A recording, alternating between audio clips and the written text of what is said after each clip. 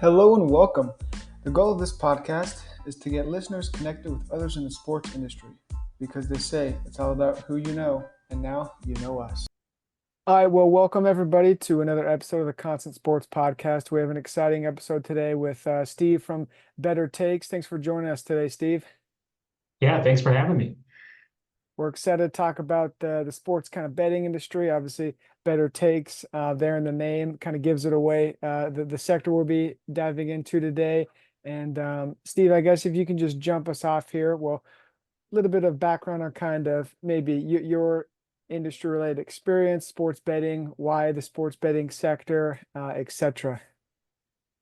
I'm not really, I wasn't really ensconced in the industry when I built this, and I'm historically not much of a sports bettor. I mean, I bet in the 80s. I was always interested in college basketball. That was always my main, kind of betting league. Yeah. But, I haven't been such a sports bettor, since then.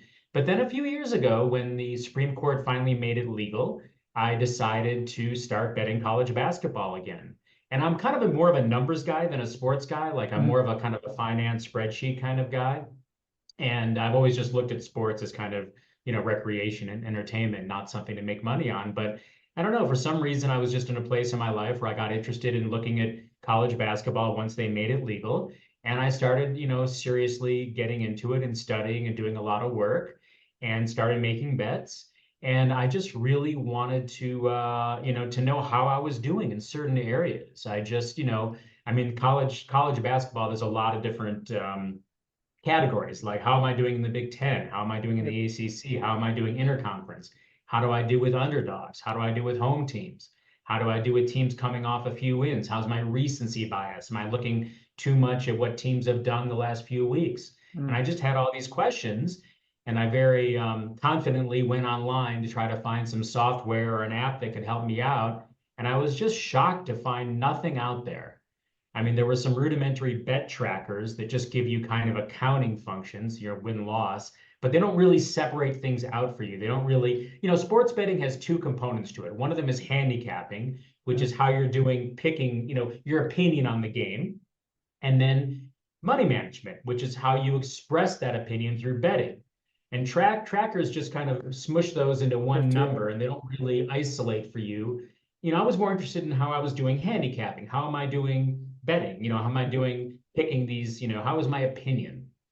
And I was just shocked. There was nothing like it out there. There was nothing that could really tell me what my strengths were, what I was good at, what I was losing on. And it was just kind of shocking. And the industry was kind of nascent. It was just kind of starting. So I just kind of, had this idea to build it. I've always had companies my whole life. I've never really had a job. I've always been an entrepreneur. And it just seemed like a great space to get into. It seemed, it was amazing. The most amazing thing about the legalization is the legitimacy overnight, how Yeah. it went from this like black sheep weird thing Taboo. all of a Yeah. sudden ESPN sports betting show, Yeah. it's really like it was really embraced by society very quickly as soon as Uh-huh. that. So I just thought it was, I could see the roadmap. I could see the future for the industry, that it was going to take off. I could see that it was in the beginning stages. And I said, yeah, let's start a company that helps bettors understand their own play so they can kind of compete with the big guys. And that's what we did. So I got together with, I didn't really like, go out there and get a lot of money. I looked for friends first. And I had some friends that were in the industry, some decent names actually, and some just other friends I knew that had skills that could help us out. And now we're up to about, I think we're 7 or 8 people, most of which I've known for many years, or my friends have known for many years. It's a very Mhm. tight knit kind of family operation. And we just have, we've come a long way. We've built this app that really shows people, their strengths and weaknesses. But it all came just from me. It all came just from me trying to find something. Like if there was something out there, I never would have built this. Like, Right. it's just because I couldn't find it Right. myself. Find a problem and create a solution, like a lot of good I guess businesses start, right? There's something they're trying to figure out and it doesn't exist, and so they just create it. But how long has this journey been since you created Better Takes with your friends and then their friends, as you said? It's been about 3 years now since we started it, and most of our history has been focused on development. Like we've Mhm. never gotten outside funding. We've all just, chipped in and thrown in our own money. So it's kind of taken a lot longer to Right. build the app to get it to the state we wanted. So we've been very development focused, and it's about 3 years now that we've worked on the app and got it to a point where we are kind of going for more mass marketing, which now with the big seasons starting, Yep. we're for the first time we're really going to be out there and market the app and try to do things like customer acquisition. We've really been focused on development until the last month or two. Right. And then especially as the NFL season is about to kick off here in whatever it is, 9, 10, 11 days or something like that. So is there, as you guys push 9 days, so as you guys push towards something like that, I'm sure like that's somewhat exciting as the NFL season is upon you. So do you see kind of I mean, I'm assuming there's more of an increase in uptake in bets to place, as the season begins, or is it kind of, have you seen in your experience, does it last the whole 18-week season? Yeah, Go yeah. through. Basically, we have the kind of app that's very that if it resonates with you, it really resonates with you. You Hmm. know what I mean? Like if you get it, if there's a lot of people out there that might not understand it, but if it's something that, if you really if you're really interested in and kind of introspective almost, if you want to really find out about yourself and find Yeah. out what you're good at and improve your play, it's something that really captures your attention. So we basically have good, retention with our customers. So they might find us in week 1 or week 2 or week 4, but they continue with us through the season. Hmm. So our app allows you to download your previous bets from any legal sports book in the country. So even if you come in a little late in the season, you can still download, or there's other ways to enter your back bets. So you can hit the ground running, no matter when during the season you come in. So it's not something that a whole bunch of people sign up and then get bored with. The Hmm. more effort you put into it, the You get. better your results are actually. So it kind of gets you more involved and more captured, as time goes on. Right. And then talk a little bit about kind of the numbers behind it, as you alluded to in the beginning. You're a little bit more of like a numbers kind of Excel guy more than the sports, I guess, athlete, right? So as a user is about to get on, what kind of numbers or I guess stats or like you said, plays are they looking at dashboard wise, or is that customizable on that front? Well, we have basically, we've invented an algo. Our main thing is an algo that searches your previous history to find your strengths and weaknesses. Hmm. And from that, we've built a few products that are really cool. So our main product, the main number you're going to get with our app is called our Edge Score. And our Edge Score is a measure of proficiency, is a measure of your proficiency for the bet you're planning on make. So this is our flagship product. It's called the Edge tool. And the way it works is before you place your bets, you check with us to see if it's a good idea. So you've done your research, you kind of know what you want to bet. And then before you actually pull the trigger, you go to BettorTakes. You say, okay, I want to bet Atlanta +7. And then we look through your past history and we find similar situations. And this is the key. We find things that are close in proximity to the situation you're betting into Yeah. today. And it could be easy things like underdogs, home teams, Atlanta itself, but there's a lot of other variables there too. So we search your betting history, we find similar situations to the one you're betting into, and then we distill a whole bunch of variables. There's a lot of math going on, a lot of Mhm. statistics, and we distill a whole bunch of variables into one number. And that's your output. So you tell us you want to bet Atlanta +7. We tell you your edge score is 51 or 46 or whatever it is. And that is a guide to you. That tells you your proficiency in this situation.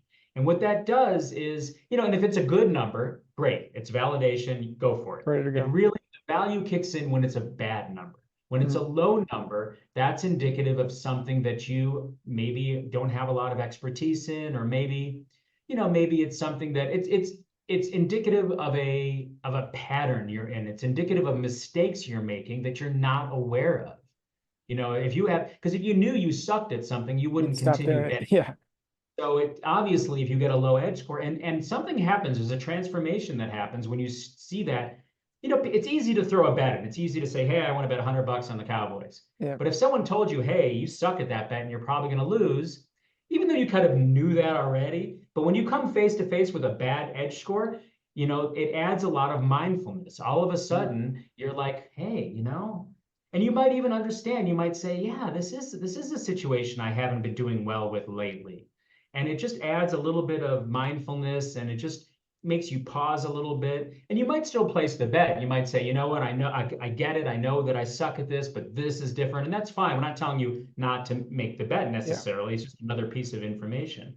But it just kind of alerts you to your aptitude in that situation, and then you can make a more informed bet. So Mhm. that's the main number we have is the edge score that for a bet that you're planning to make. We also have a stat screen that's phenomenal and just breaks down your previous history. So the edge tool is kind of forward looking, kind of predictive, saying, Yeah. okay, I want to place a bet. Should I make it? Then we have a kind of a backward tool called, not backwards in terms of the technology or anything, but it just Yeah. kind of focuses on your past Mhm. and says, okay, it just splits up your betting history into different categories that it's something that's not available anywhere else. When people see this, they're really fascinated by it because it's you looking at your own bets, how you do home Specifically. away totals, how you do on in the Big Ten, how you do with the Cowboys, how you do with the Cowboys at home. So it just kind of breaks down your stats into some granularity that you kind of don't see anywhere else. And there's little edge scores on that too.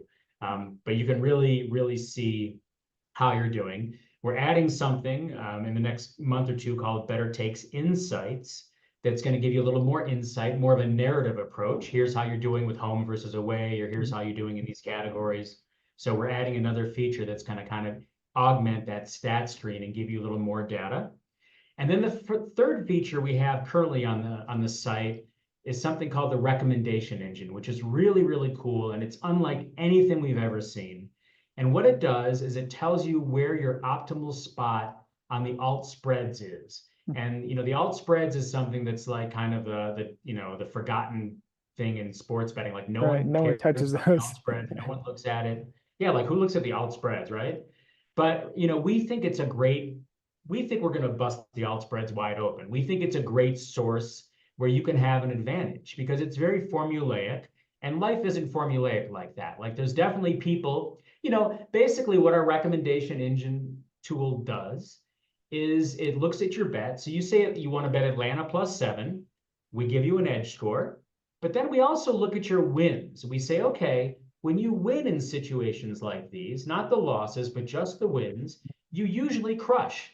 Maybe you don't win that often. Maybe you suck at this bet and you only hit at 40%. But when you do hit, you tend to win by 4 or 5 points. So instead of Atlanta +7, where you're laying 11 to win 10, bet Atlanta +3, Mhm. where maybe you're getting 120 or 130.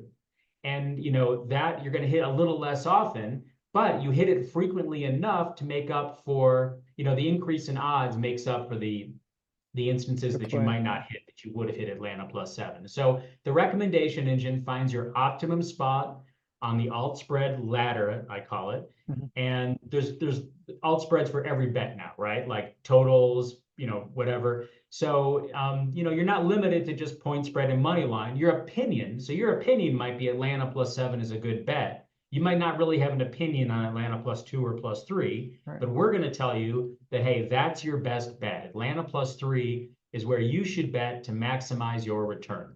Mhm. And Yeah. we have just a very extensive roadmap with all kinds of cool features coming up. We're continually adding features.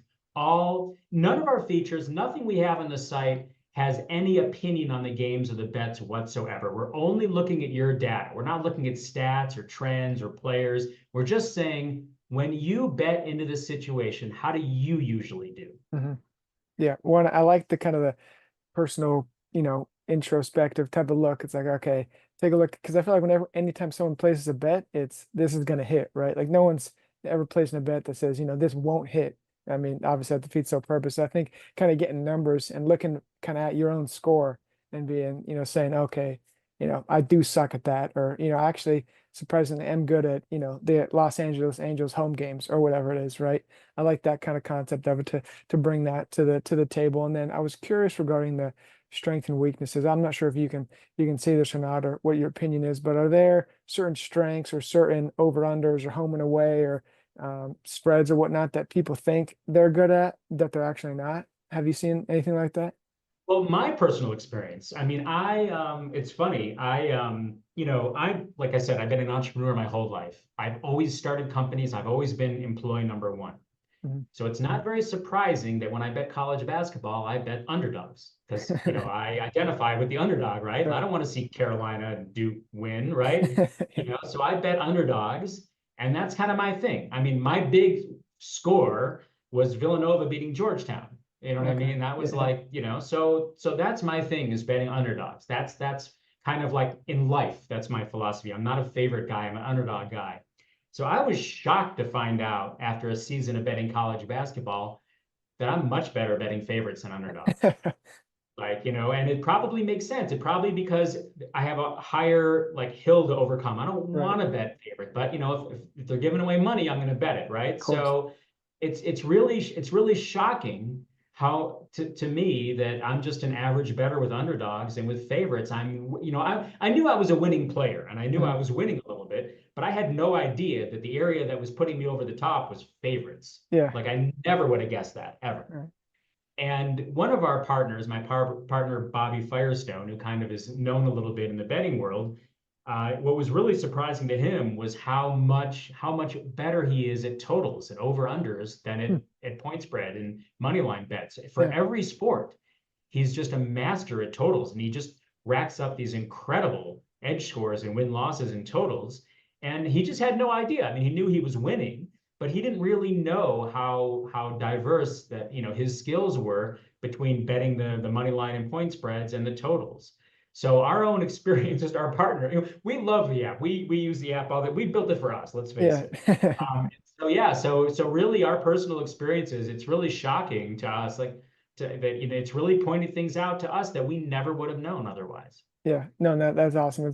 It's fun to hear that those kind of, I guess, war stories you could say, and getting that real time personal data to back it up. And I feel like every a lot of the industries have kind of you do your own homework, you do your own research, and then in sports betting it's just kind of willy nilly out there, not knowing much about yourself. So it's good to hear. And then as you've kind of touched on a little bit, you've been employee number one, and been in the entrepreneur space, and now taking on a new project here as can you talk to maybe some of the biggest challenges that you face with Better Takes? I guess you said you've been on the road for 3 years now, trying to build this company. So what are some challenges kind of going into building a startup, especially in the sports betting space? The biggest challenge for us has been, there's some things that usually people have trouble with, like development and technology. That Mm. our CTO is kind of a lifelong friend of mine. We've been friends since we were 15, like 40 years. So we have a great development resources. The challenge really has been in our narratives and to explain to people. Like Mm. we really thought it would take off more organically.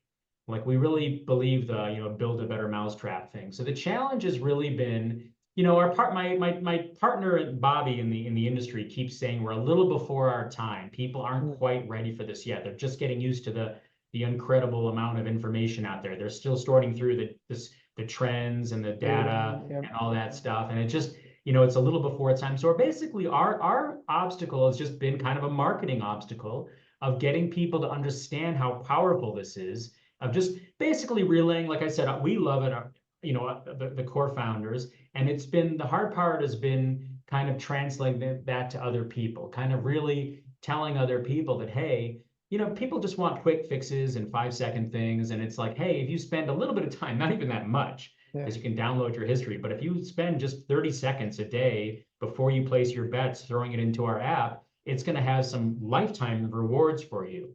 So our hardest hurdle has been a marketing hurdle of really, getting out, translating to the general public how important this app is and how it can really help them compete on the same level with the sharps, Yeah. because you need something like this. Like you need, there's a lot of people out there. There's a few people, right? 2 or 3% that are taking everyone's money in this industry is really what's going on.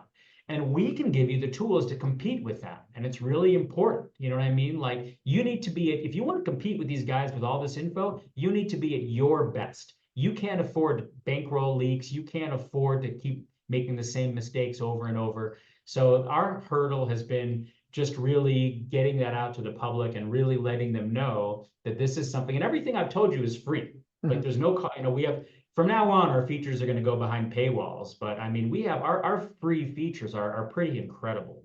So at no risk to you except like 5 seconds, Right. like we can Dinner. really, show you, we can really help you and help improve your play. And even just the information itself, learning about yourself is just fascinating, whether or not it even helps you. It's just great to learn. It's just stuff about yourself you would never learn. So our hurdles, we've been like we've made good crossroads in the industry. People know about us. Everyone thinks we're cool. We're one of a kind. We have really no competition. There's really nothing, no one out there doing what we're doing. So the industry understands us, and anyone we explain things to understands us. But our biggest hurdle is just putting things in our narratives in bite size. Really is really just getting to the day in and day out and better and saying, Mhm. hey, we know you're sick of using 8 different apps, Yeah. but this is one that really you should look at, and this is one that should bubble to the top.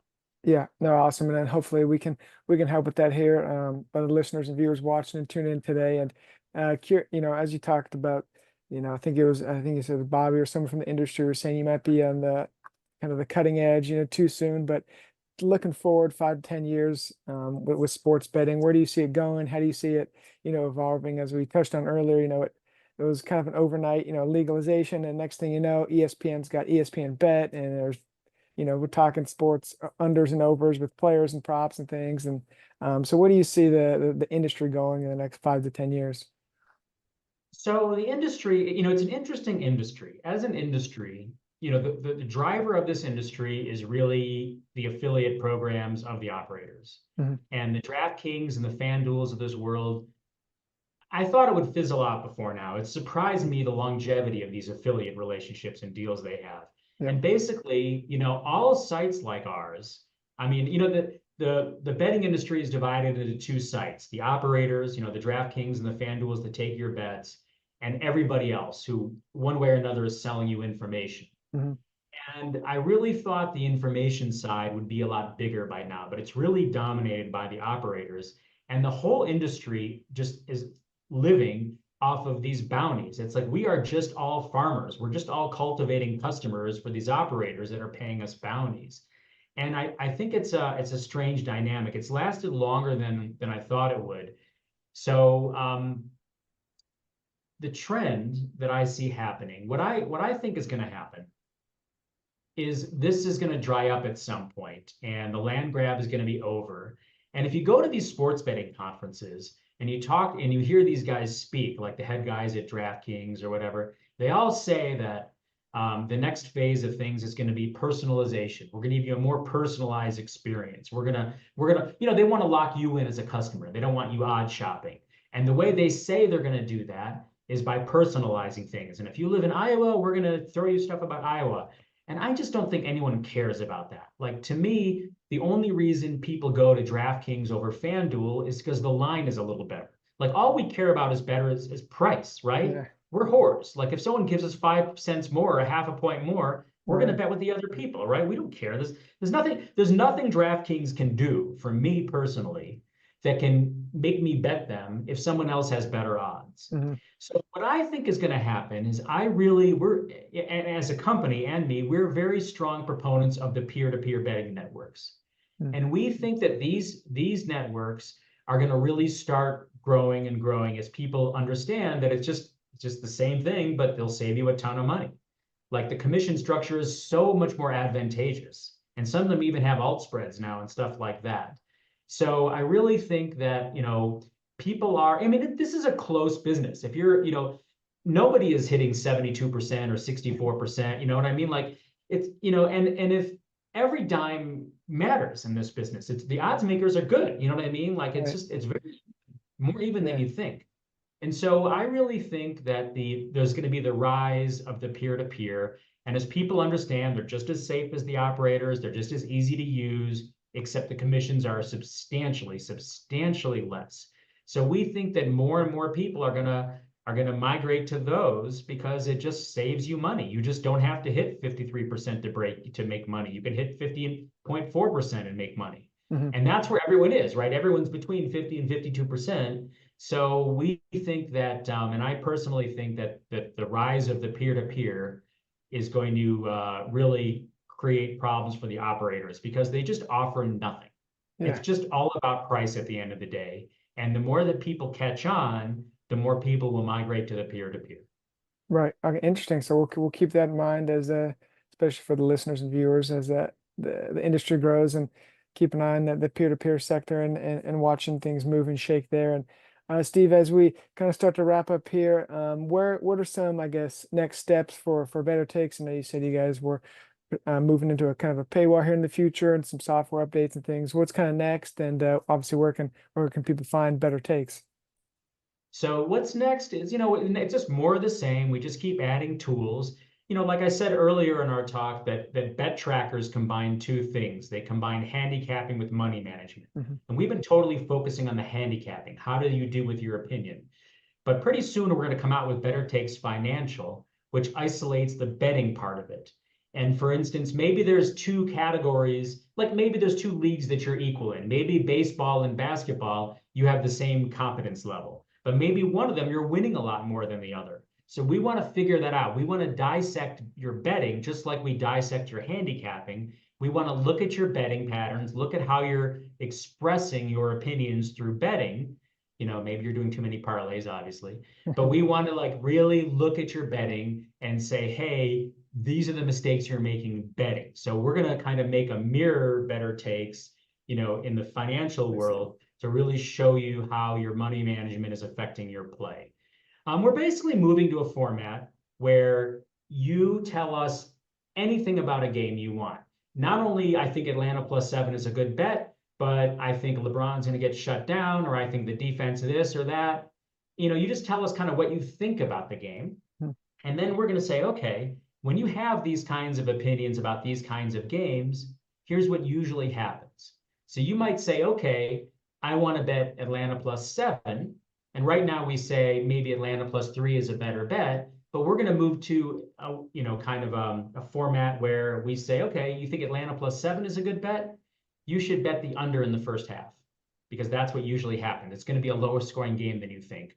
Or you should bet the other team. Or, so we're just kind of moving to formats where we just hear out people. Here's what you think is going to happen in the game, and here's what usually happens, and then here's how you can bet it. So that's basically kind of our future. Just more of the same, just more tools to people to understand their play. As far as where you can find us, you can download us on the App Store or the Google Play Store. You also are going to have links for people that Hmm. that they can use in your social media. So wherever you find this, wherever you're hearing this broadcast from, we'll have some links where you can just click to our mobile site and just start doing it right there. Yeah, no, for sure. And we'll have those links in the description here, YouTube, Spotify, Apple, and those, I guess anywhere you get your podcasts, like we've said. And so you'll be able to find that there easily. I guess any last words as we wrap up here, Steve? No, just play it smart, play it safe. You're probably not going to win, so don't bet the ranch. Just think of sports are entertainment. Sports betting just enhances the entertainment. We enhance the sports betting entertainment part. So it's all just entertainment. Don't lose sight of that. And that's all I got. Yeah, well said. Well said. It's every sports bettor should listen to that before they place the bet. And this concludes another episode of the Constant Sports Podcast. Thanks, Steve, for sitting down with us and telling us about Better Takes, and I guess the sports betting industry as a whole, and where you see it going and whatnot in the future. And like I said, we will have the different links in the description here for you to click and check out Better Takes more on mobile and whatnot. And thanks for joining, and we'll see you guys next week. Yeah, thanks a lot, man. I appreciate it. Nice Yep. talking with you. Yeah, we'll see you.